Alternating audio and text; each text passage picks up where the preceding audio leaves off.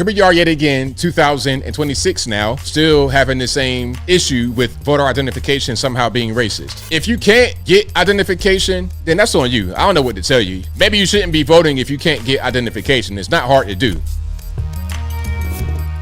Let's talk about this whole thing of voter ID being racist. I thought that we already concluded that this was not a racist thing to do. I thought we already went past this. We've already tackled this beast. We've already climbed this mountain. Here we are yet again, 2026 now, many years later, still having the same issue with voter identification somehow being racist. It is racist to think that people can't get voter ID in this country. And guess what? If you can't get identification, then that's on you. I don't know what to tell you. Maybe you shouldn't be voting if you can't get identification. It's not hard to do. If you're able to reach out and get government assistance programs and things of this nature, you're able to get ID as well. And you're able to vote. You're able to do all of that. If you can engage in any kind of way with the government programs, with the city at all, or wherever you live at, if you're able to engage at all with the outside world, then you're able to get identification. It's not racist to say that. Now, this is from 2022. I just want to show this because those who say that voter identification is racist had no problem with this.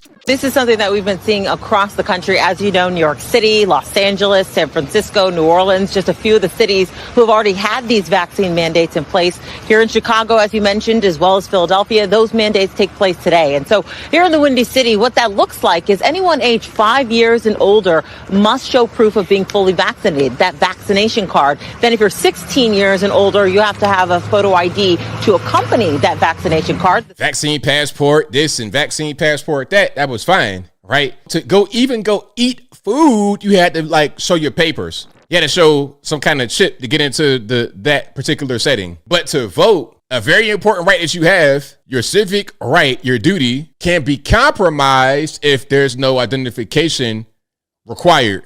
You go to the polls, say, hey, I want to vote. Sorry, Ms. Logan, you already done voted. Already voted. That's called fraud. So this is Lauren Underwood, House Rep Lauren Underwood. She says that voter ID laws will take away women's right to vote.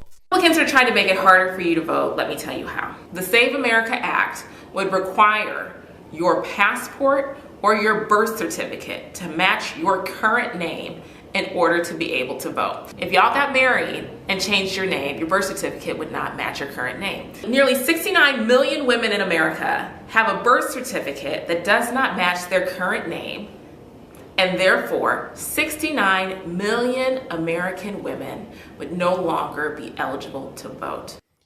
You can fix that with no problem. It ain't that difficult for you to do. You can most certainly fix that. It's easy. Okay, ain't nobody trying to take right to vote away. Now, I'm not saying it wouldn't be a good idea for some people to have their votes stripped away, to have their rights stripped away. I'm not saying it wouldn't be a good idea, but that's not what's being proposed. Yeah, that's not really going to be a thing. You'll be able to vote as a woman. We just want everyone to be able to identify themselves. We want everybody to be able to say, hey, here's my ID, boom. Let me vote, and then I'm out the door. So here's my question. When you go to vote and your name is not changed on the rolls, do you just present your ID with a different name on it? How's that work? If that's the case, then that would have already been a thing. These guys say that the Save America Act is needed to prevent undocumented immigrants from voting, but y'all already know that that is not a thing.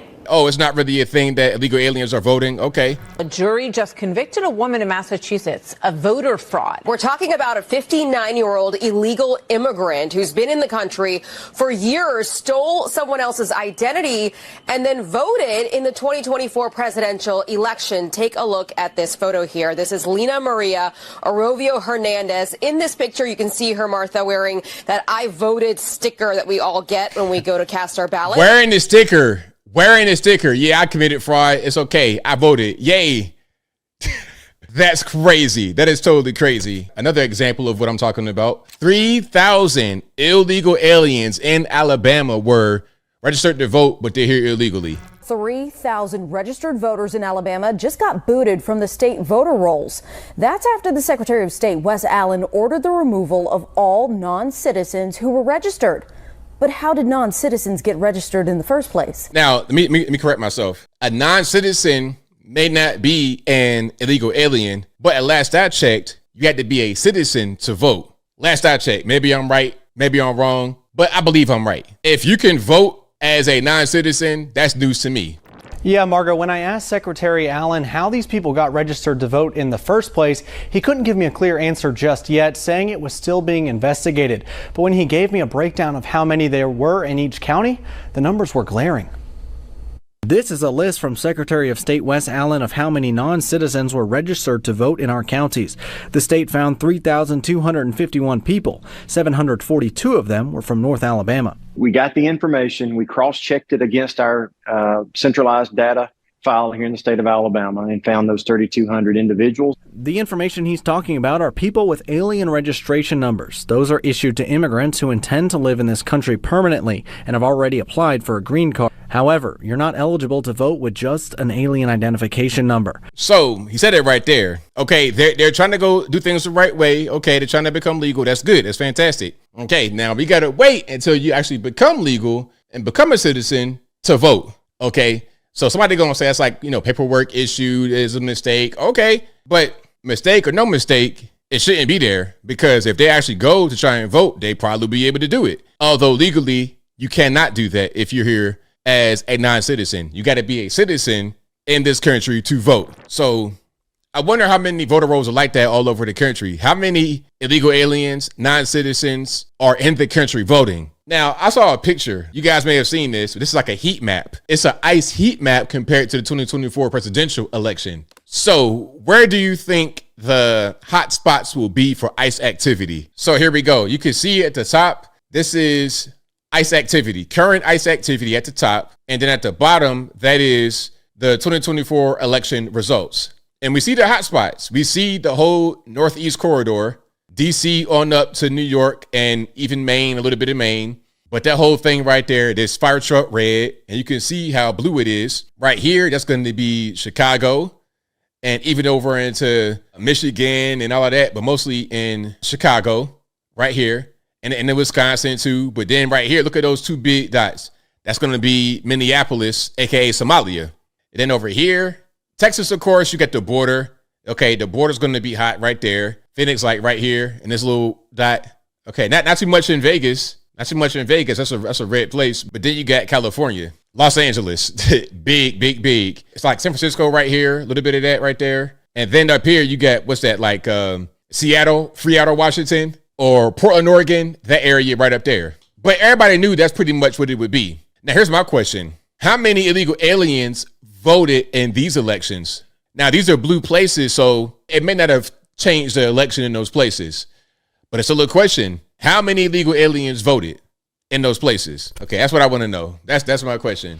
But let's watch this machine, this Android over here, talk about the voter ID laws. Requiring basic ID in order to vote is really popular.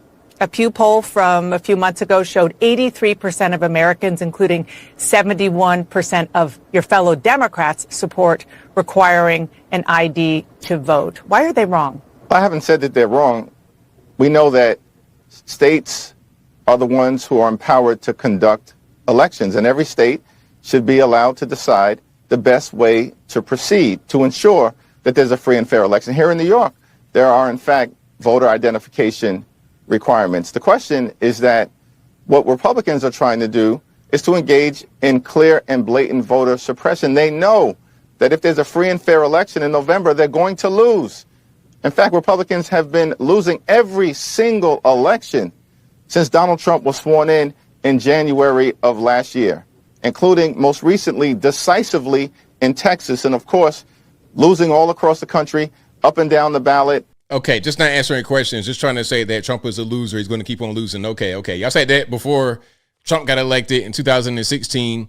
Y'all said it in 2020, and y'all did the funny stuff for the election. See, in 2020, y'all did the election stuff, and you're trying to prevent us from preventing y'all from doing that same play again, because that's what y'all did. Y'all went right up against the law, maybe a little bit beyond it, to cheat. We're onto the games. We're onto the tricks. You can't gaslight us, Mr. Android Lizard Man. You can't do that anymore. We're onto you. So what we're going to do, we're going to cut off all of that, the fake IDs, the ballot harvesting, and, fraudulent votes, forged signatures. We're going to cut off all of that stuff, bro. And you are mad That's why you're talking like this. Hey, it's totally fine. We'll be back in power yet again, and it's going to be okay. Now, this is going to be a throwback. This is going to be Kamala. Remember Kamala when she was trying to talk about voter ID? And look, I don't want to see Kamala run for anything else ever in my life. We all knew she was not ready. We know her brain is on 0% battery right now. But again, this is a throwback clip to her trying to explain that voter ID is racist. Check it out. Is agreeing to voter ID one of those compromises that you'd support? I don't think that we should underestimate what that could mean. Because in some people's mind, that means, well, you're going to have to Xerox or photocopy your ID to send it in to prove you are who you are. Well, there are a whole lot of people, especially people who live in rural communities, who don't. There's no Kinko's, there's no Office Max near them.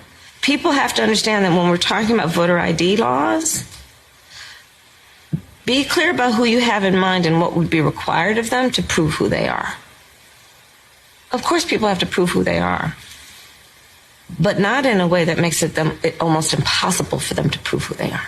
All right, there we go. So the brilliant, the one and only, the magnificent Kamala Harris, ladies and gentlemen, back in the campaign days, trying to explain that, voter ID, you got to prove who you are. And when you prove who you are, sometimes you can't prove who you are. Okay, there we go. Come on, man. Come on.